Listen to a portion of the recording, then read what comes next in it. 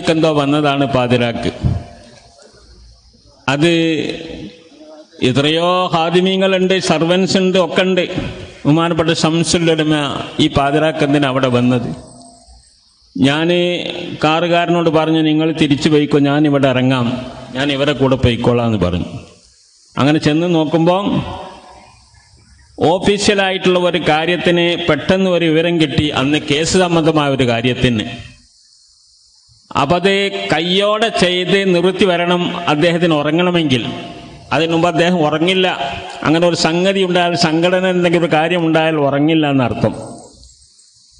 അങ്ങനെ അന്നത്തെ ആലിബാബയെ വരുത്തി അതിൻ്റെ ആവശ്യമായ കടലാസുകളൊക്കെ എടുത്ത് അന്നത്തെ മാനേജർ കൊട്ടപ്പുറത്തൊരു മാഷായിരുന്നു, അദ്ദേഹത്തിൻ്റെ അടുക്കൽ പോയി. അങ്ങനെ പോയി അവിടുന്ന് കൊട്ടപ്പുറം മാഷയും കൂട്ടി കോഴിക്കോട് ബുക്ക് ഡിപ്പോയിലെ താക്കോലും വാങ്ങിക്കൊണ്ടു അദ്ദേഹത്തെയും കൂട്ടിക്കൊന്ന് തുറന്ന് അവിടെ നിന്നൊക്കെ അത് എഴുതി ശരിയാക്കി സീലും വെച്ചു. അപ്പോൾ സുബഹി ബാങ്ക് കൊടുത്തു. ആ കടലാസ് മഹാനവറുകൾ പറഞ്ഞു, ആ കടലാസ് ഏൽപ്പിക്കേണ്ട ഓഫീസ് 10 മണിക്കാ തുറക്കുക. അതുകൊണ്ട് ഞാൻ വീട്ടിൽ പോയി പ്രാതലൊക്കെ കഴിച്ചിട്ട് വരാം, നിങ്ങൾ ഇവിടെ തന്നെ ഇരിക്കണം എന്ന് പറഞ്ഞ് നമ്മളൊക്കെ ഏൽപ്പിച്ചു. അങ്ങനെ മഹാനവറുകൾ വന്നു, ആ കടലാസ് വാങ്ങി കൊടുക്കേണ്ട ഓഫീസിൽ കൊടുത്തു. ഇതിനൊക്കെ എത്രയോ കൊടുക്കാൻ നമ്മളൊക്കെ തയ്യാറാ. പക്ഷെ മൂപ്പർക്ക് ഉറപ്പ് വരണം, ഐനുൽ യഖീൻ. അതാണ് ഈ സംഘടനയെ നിലനിർത്തിപ്പോരുന്നതിൻ്റെ ഏറ്റവും വലിയൊരു ഉദാഹരണം. അദ്ദേഹത്തിന് മാതൃക. എല്ലാം സ്വയം ചെയ്ത് ബോധ്യപ്പെടണം. എന്തിനും എന്ത് തയ്യാറായി, എന്ത് ത്യാഗം സഹിക്കാനും മറ്റുള്ള ആളുകളൊക്കെ ഉണ്ടെങ്കിലും അത് മൂപ്പർക്ക് ബോധ്യപ്പെട്ട് അങ്ങനെ പ്രവർത്തിച്ച് വളർത്തിക്കൊണ്ടുവന്ന ഒരു സംഘടനയാണിത്. അതുപോലെ ഒരുപാട് കാര്യങ്ങൾ പറയാനുണ്ട്. അദ്ദേഹവുമായി അടുത്ത് ജീവിച്ച സമയത്തുണ്ടായ ഒരുപാട് സംഭവങ്ങൾ. അദ്ദേഹം നന്ദി ദാറുസലാമിൽ വരും, രാവിലെ ഓഫീസിൽ പോകും, അല്ലെങ്കിൽ മൂസ മുസ്ലിയാരെ വിളിച്ച് കാര്യങ്ങളൊക്കെ അന്വേഷിച്ചിട്ടാണ് വരിക. അതിന് സാധിച്ചില്ലെങ്കിൽ നേരെ ഓഫീസിൽ വന്ന് മാനേജറെ വിളിക്കണമെന്ന് പറഞ്ഞ് ഫോൺ വിളിക്കാൻ പറയും. വിളിച്ച് സംസാരിച്ച് ഇന്നലെ ഉണ്ടായതും ഇന്നുണ്ടാകാൻ പോകുന്ന കാര്യങ്ങൾ, അജണ്ടകളൊക്കെ ചർച്ച ചെയ്ത് ഇന്നതും ഇന്നതൊക്കെ ചെയ്തോ എന്ന് പറഞ്ഞുകൊണ്ട് അതിൻ്റെ കാര്യങ്ങളൊക്കെ അറിയിച്ചതിന് ശേഷമാണ് മഹാനവറുകൾ റൂമിലേക്ക് പോവുകയും ക്ലാസ്സിലേക്ക് പോവുകയൊക്കെ ചെയ്യാറുള്ളത്.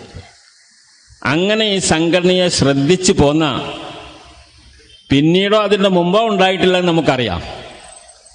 സ്ഥാനത്തിരിക്കുന്നവരൊക്കെ തന്നെ ആ രൂപത്തിൽ ചെയ്യണം. അതാണ് സംഘടനാ ബോധവും ഉത്തരവാദിത്വവും എന്നുള്ളത് നമുക്ക് പഠിപ്പിച്ചു തന്നത് ശംസുൽ ഉലമയുടെ പ്രവർത്തനമാണ്. അതുകൊണ്ട് തന്നെയാണ് ആ സംഘടന ഇത്രയും ശക്തമായിക്കൊണ്ട് എല്ലാവരും ഭയപ്പെടുന്ന രൂപത്തിൽ തന്നെ മഹാനവറുകൾ ഇവിടെ അത് വളർത്തിയെടുക്കാൻ സാധിച്ചിട്ടുണ്ട്. ആ ഒരു മാർഗത്തിൽ തന്നെ നമ്മുടെ സംഘടനയെ കൊണ്ടുപോവേണ്ട ബാധ്യത ഇന്ന് പ്രവർത്തകരായ നമുക്കൊക്കെയുണ്ട്. ഭിന്നിക്കാതെ, അഭിപ്രായ വ്യത്യാസമില്ലാതെ എന്താണോ ഇവരൊക്കെ ലക്ഷ്യം വെച്ചത്, അഹ്ലു സുന്നത്ത് വൽ ജമാഅത്തിന്റെ അഖീദ, അതിവിടെ സ്ഥാപിക്കുകയും അതിന് എന്തിനാണോ ഈ സമസ്ത ഉണ്ടാക്കിയത്, സമസ്ത 925-ലോ 26-ലോ ഒക്കെ ഉണ്ടാക്കിയെന്ന് പറയുന്നത് ഇവിടെ മറ്റൊന്നും ഉണ്ടായതുകൊണ്ടല്ല. ലാ ഇലാഹ ഇല്ലല്ലാ എന്ന് പറയുന്ന കലിമത്ത് തൗഹീദിനെ സ്ഥാപിക്കാൻ 1.25 ലക്ഷത്തോളം പ്രവാചകന്മാർ വന്നിട്ടുണ്ട്. ആ പ്രവാചകന്മാരൊക്കെ ഇവിടെ സ്ഥാപിച്ചു കഴിഞ്ഞു അള്ളാഹുവിലെ വിശ്വാസം. അപ്പം അള്ളാഹുവിലെ വിശ്വാസം എന്നുള്ളത് അള്ളാഹുവിനെ കുറിച്ച് എങ്ങനെയൊക്കെ വിശ്വസിക്കണം എന്നുള്ള കാര്യങ്ങളാണ്. അത് പഠിപ്പിച്ച എല്ലാ പ്രവാചകന്മാരും പഠിപ്പിച്ചിട്ടുണ്ട്. അതോടുകൂടെ അതിനെതിരിൽ വരുന്ന നിരീശ്വരവാദം, അതിനെതിരിൽ വരുന്ന ബഹുദൈവ വിശ്വാസം, അങ്ങനെ അള്ളാഹുവിനെ വിശ്വസിക്കേണ്ടതിന് വിരുദ്ധമായി വരുന്ന എല്ലാ വിശ്വാസങ്ങളെയും എതിർത്തുകൊണ്ട് ഈ ലാ ഇലാഹ ഇല്ലല്ലാഹ് അമ്പിയാക്കന്മാർ സ്ഥാപിച്ചിട്ടുണ്ട്. പിന്നെ അതിനൊരു സമസ്തയുടെ ആവശ്യം ഉണ്ടായിട്ടില്ല. സമസ്തയുടെ ആവശ്യം പിന്നുണ്ടായിട്ടില്ല. പിന്നെ എവിടുന്ന് സമസ്തയുടെ ആവശ്യം ഉണ്ടായത്?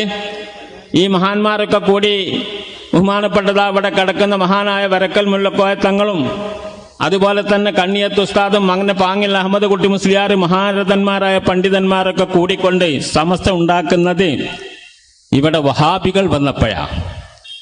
വഹാബി എന്ന് പറഞ്ഞാൽ ലാ ഇലാഹ ഇല്ലല്ലാഹ് ഉള്ളിലുള്ള ആൾക്കാരാ. ലാ ഇലാഹ ഇല്ലല്ലാഹ് പുറത്തുള്ള നിരീശ്വരവാദികളൊന്നും എതിർക്കാൻ വേണ്ടി സമസ്ത വന്നിട്ടില്ല. കമ്മ്യൂണിസ്റ്റുകാർ എത്രയോ മുമ്പുണ്ടായിട്ടുണ്ട്, അന്ന് സമസ്ത ഉണ്ടായിട്ടില്ല, സമസ്ത ഉണ്ടാക്കിയിട്ടില്ല. നിരീശ്വരവാദികളും യുക്തിവാദികളൊക്കെ ഉണ്ടായിട്ട് സമസ്ത ഉണ്ടാക്കിയിട്ടില്ല. കാരണം അതിൻ്റെ അടിസ്ഥാനമാണ് ലാ ഇലാഹ ഇല്ലല്ലാഹ് കൊണ്ട് അതൊക്കെ അത് പ്രതിരോധിക്കും. പിന്നെ അതിനായിട്ട് വേറൊരു സംഘടന ഉണ്ടാക്കേണ്ട ആവശ്യമില്ല. ആവശ്യമുണ്ടായത് KM മൗലവി എന്ന് പറയുന്ന, ഇന്ന് ചിലരൊക്കെ അദ്ദേഹത്തെ പുനരുദ്ധരിക്കാൻ വേണ്ടി പ്രവർത്തിച്ചു കൊണ്ടിരിക്കുന്നുണ്ട്.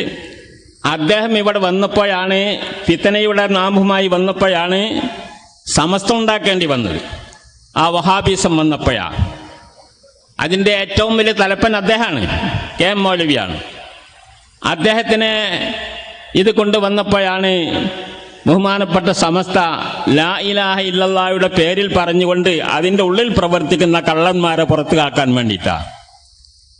അതാണ് സമസ്ത ഉണ്ടാക്കിയത്. ആ മേഖലയിൽ ബഹുമാനപ്പെട്ട ശംസുൽ ഉലമ നേതൃത്വം കൊടുത്ത സമസ്ത വളരെ ശക്തിയായിട്ട് പ്രതിരോധിച്ചു. ഇവിടെ നേരത്തെ ചിലരൊക്കെ പറഞ്ഞല്ലോ, സ്വാഗതത്തിൽ അഷ്റഫ് പറഞ്ഞു, തങ്ങൾ പറഞ്ഞൊക്കെ പറഞ്ഞു. ഗണന പ്രസംഗങ്ങളും വാദപ്രതിവാദങ്ങളും അതുപോലെയുള്ള ഘോരഘോരമായ സംഭവങ്ങളൊക്കെ ഒരുപാടുണ്ടായി. ശംസുൽ ഉലമയെ വധിക്കാൻ വരെ ശ്രമിച്ചെടുത്ത് ആലോചനകളൊക്കെ നടന്നിട്ടുണ്ട്. അതിനെയൊക്കെ തറവലിച്ചുകൊണ്ട് വളരെ ശക്തമായി നമുക്ക് എന്താണ് സമസ്ത എന്നും അതിൻ്റെ പാത എന്താണെന്നും മനസ്സിലാക്കി തന്നിട്ടുണ്ട്. അന്നും രാഷ്ട്രീയക്കാരൊക്കെ പലരും ഉണ്ട്. അതൊന്നും സമസ്തയുടെ വിഷയമല്ല, സമസ്ത രാഷ്ട്രീയത്തിലല്ല, അതിന് പൂന്നൽ കൊടുത്തിട്ടൊന്നുമില്ല. അതോടുകൂടെ ഈ പ്രസ്ഥാനങ്ങളെ വഹാബികൾ, പിന്നെ മൗദൂദികൾ വന്നു. അങ്ങനെ ബിദഈ പ്രസ്ഥാനങ്ങൾ ഇങ്ങനെ കുത്തഴിഞ്ഞ് വന്നപ്പോഴൊക്കെ അതിനെ പ്രതിരോധിക്കുക എന്നുള്ള ആ മാർഗത്തിൽ അടിയുറച്ചുകൊണ്ട് പ്രവർത്തിക്കുകയാണ്. അതിനാണ് രൂപമാണ് നമുക്ക് കാണിച്ചെന്നത്. ശംസുൽ ഉലമയുടെ അഖീദ അതാണ്. ആ അഖീദയാണ് നമ്മളെ പഠിപ്പിച്ചത്. അതിനു വേണ്ടി പ്രവർത്തിക്കലാണ് നമ്മുടെ ബാധ്യത, സമസ്തക്കാരുടെ ബാധ്യത. അല്ലാതെ രാഷ്ട്രീയക്കാരുടെ പിന്നിൽ പോയിക്കൊണ്ട് അവർക്ക് അവസാന പാടലല്ല. സമസ്ത അഖീദ പൊളിഞ്ഞാലും വേണ്ടില്ല, മറ്റെന്തൊക്കെ നടക്കണമെന്നാണ്. പരസ്യമായി KM മൗലിയെ പുനരുജ്ജീവിക്കുന്നത് മനസ്സിലാക്കണം. സമസ്തക്കെതിരാണത്. സമസ്തയെ തകർക്കാനാണ്, സമസ്തയുടെ ലക്ഷ്യത്തിനെതിരാണ് നമുക്കറിയാം. അതുകൊണ്ട് തന്നെ അതിനോടൊരിക്കലും നമുക്ക് സഹകരിക്കാൻ പറ്റില്ല. അത് വികലമായ ചിന്തയാണ്, സമസ്തക്കെതിരായ ചിന്തയാണ്. എന്നാ പിന്നെ സമസ്ത ഉണ്ടാക്കേണ്ടില്ലായിരുന്നു എന്നാണ് ഇപ്പൊ പറഞ്ഞതിന്റെ അർത്ഥം. KM മൗലവിനെ ഹയാത്താക്കുകയാണെങ്കിൽ പിന്നെ എന്തിനാ സമസ്ത ഉണ്ടാക്കാൻ പോണത്? ആ ഒരു നിലപാട് നമ്മൾ മനസ്സിലാക്കേണ്ടിയിരിക്കുന്നു. ഈ കാലഘട്ടത്തിൽ പ്രത്യേകിച്ചും അഹ്ലു സുന്നത്ത് വൽ ജമാഅത്ത് നമ്മൾ സമസ്തക്കാരാണ്. ബഹുമാനപ്പെട്ട ശംസുൽ ഉലമയുടെ അനുയായികളാണ്. അദ്ദേഹത്തെ നമ്മൾ അനുധാവനം ചെയ്തുകൊണ്ടാണ് ഈ നേർച്ചകളൊക്കെ നടക്കുന്നത്. എല്ലാ സ്ഥലത്തും നമ്മളത് പറയുന്നു. നമ്മുടെ സ്ഥാപനങ്ങളൊക്കെ അതിന്റെ പേരിലാണ്.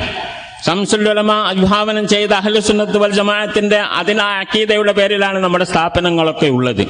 അതുകൊണ്ട് തന്നെ അക്കാര്യത്തിൽ നമ്മൾ അഭിപ്രായക്കേടുണ്ടാവേണ്ട ഒരു വിഷയമില്ല. നമ്മുടെ അഖീദ അത് മാത്രമാണ്, ലാ ഇലാഹ ഇല്ലല്ലാഹ്.